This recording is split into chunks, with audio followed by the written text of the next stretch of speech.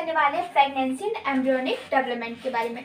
तो मैंने अभी आपको बताया था हमारे ट्रोफोब्लास्ट के ऊपर एक लेयर, सिंगल सेल की लेयर प्रेजेंट होती है जिसे हम क्या बोलते हैं, ट्रोफोब्लास्ट। सॉरी, हमारे ब्लास्टोसिस्ट के ऊपर एक लेयर प्रेजेंट होती है जिसे हम क्या बोलते हैं, ट्रोफोब्लास्ट। ये जो लेयर होती है यहाँ पे हमारे बहुत सारे फिंगर लाइक प्रोजेक्शन प्रेजेंट होते हैं जिन्हें हम क्या बोलते हैं, chorionic villi. These finger like projections are called as chorionic, इन्हें हम बोलते हैं कोरियोनिक विलाई। ठीक है, अब देखो होता क्या है, इसके अंदर क्या प्रेजेंट होता है हमारा, inner cell mass. As we know इसके अंदर प्रेजेंट होता है हमारा इनर सेल मास। ठीक है, जो आगे जाके ऑर्गन्स का फॉर्मेशन करता है। अब देखो जो आउटर पार्ट होता है, हमारी जो ट्रोफोब्लास्ट लेयर होती है, वहाँ पे कोरियोनिक विलाई प्रेजेंट होती है।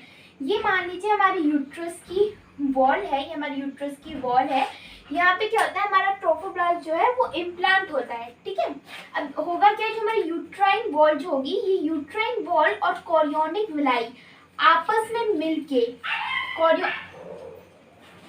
यूट्राइन टिश्यू जो है, हमारी यूट्राइन वॉल में जो यूट्राइन टिश्यू प्रेजेंट होगा वो आपस में मिलकर फॉर्मेशन करेंगे किसका, प्लेसेंटा का। तो हमारा प्लेसेंटा कैसे बनेगा, जब हमारा कोरियोनिक विलाई और क्या मिलेगा आपस में, chorionic villi and uterine tissue आपस में मिलके फॉर्मेशन करेंगे हमारे किसका, प्लेसेंटा का फॉर्मेशन होगा।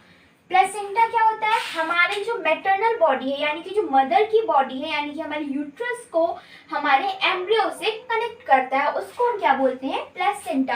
Placenta also act as an endocrine gland. ये जो हमारा प्लेसेंटा,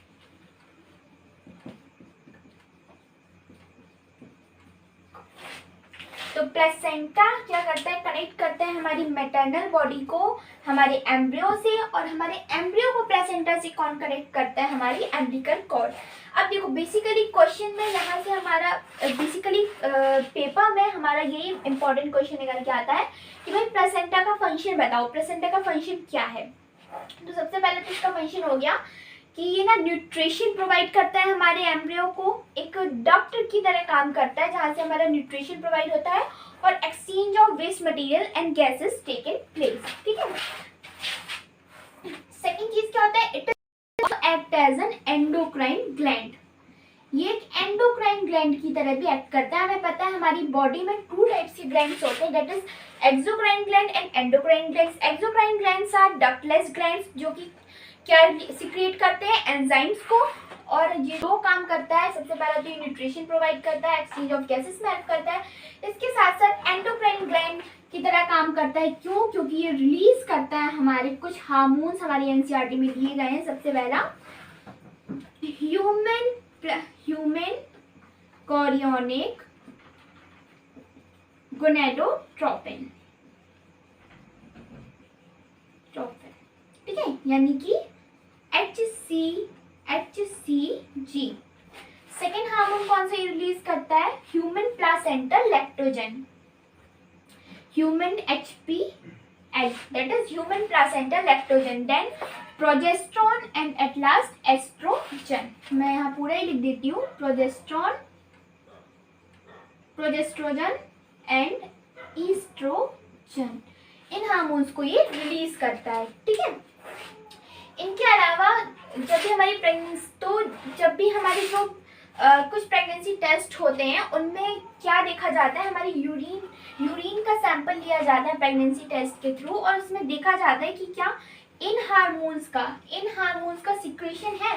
तो जब भी अगर कोई वुमन प्रेग्नेंट होगी तो उसकी यूरिन में ये जो चार हार्मोन्स है, that is human chorionic gonadotropin, HPL, progesterone और एस्ट्रोजन, इनका लेवल बहुत ज़्यादा हाई होता है।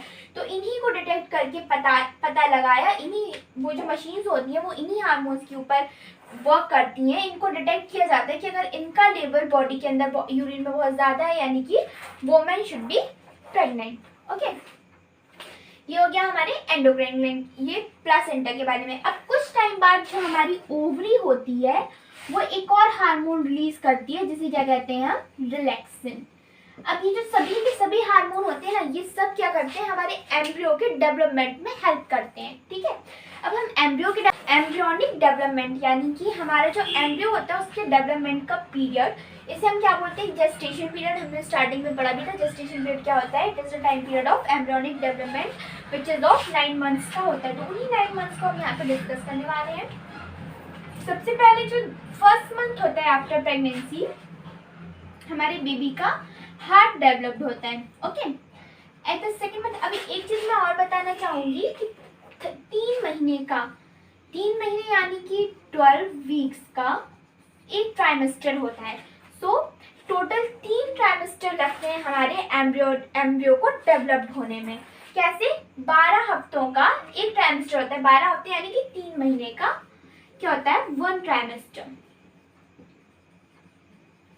ओके, सो फर्स्ट मंथ में हमारे बेबी का हार्ट डेवलप हो जाता है। सेकेंड मंथ में कुछ लिम्स एंड डिजिट का फॉर्मेशन हो जाता है हमारे बेबी के अंदर। देन थर्ड मंथ में क्या होता है, मेजर ऑर्गन्स का डेवलपमेंट होता है। किनका डेवलपमेंट होता है, मेजर ऑर्गन्स का डेवलपमेंट होता है बेबी के अंदर। 4th to 5th मंथ में क्या होता है, क्या होता है, ब्रेन का डेवलपमेंट होता है। ब्रेन के ऊपर ये जो हेड वाला पार्ट होता है उसका डेवलपमेंट हो जाता है। और हम कह सकते हैं at the 5th month, basically question आ सकता है कि किस मंथ में फर्स्ट फीटल मूवमेंट शो होता है। तो एट द 5th मंथ में फर्स्ट फीटल मूवमेंट जो है वो शो होता है। ओके, 6 मंथ्स में क्या होता है, जो स्किन होती है ना वो कवर्ड हो जाती है।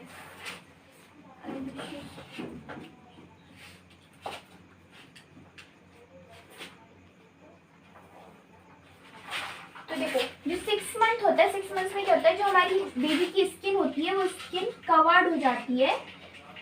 ऑर्गन्स होते हैं ना वो स्किन से कवर्ड हो जाते हैं। आई लैशेस डेवलप्ड हो जाते हैं, आई लैशेस का डेवलपमेंट हो जाता है बेबी के ऊपर।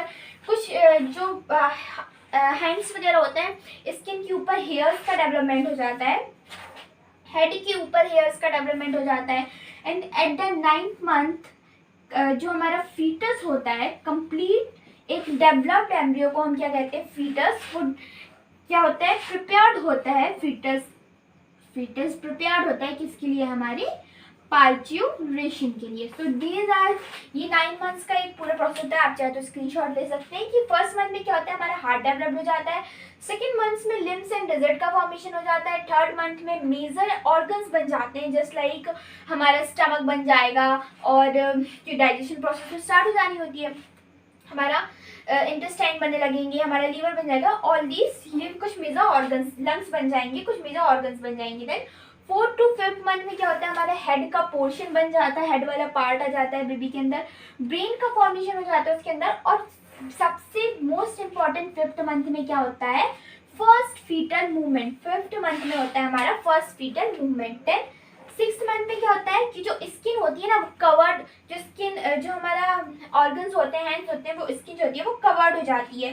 ठीक है, आईलैशेस यानी दिस पार्ट आईलैशेस आ जाते हैं बेबी के अंदर। देन कुछ जो पार्ट्स होते हैं उसके हेड पे ना हेयर्स आ जाते हैं at the 6th month. And at 9th month जो थर्ड ट्राइमेस्टर होता है, ये क्या शो करता है, हमारे सेकेंड ट्राइमेस्टर को, और ये शो करता है हमारे थर्ड ट्राइमेस्टर को। तो जब थर्ड ट्राइमेस्टर आता है तो क्या होता है, हमारा फीटस जो है ना, एक कंप्लीट डेवलप्ड एम्ब्रियो को हम क्या कहते हैं, फीटस। तो ये जो फीटस होते हैं हमारा फीटस जो है ना, एक कंप्लीट डेवलप्ड एम्ब्रियो को हम क्या कहते हैं, फीटस।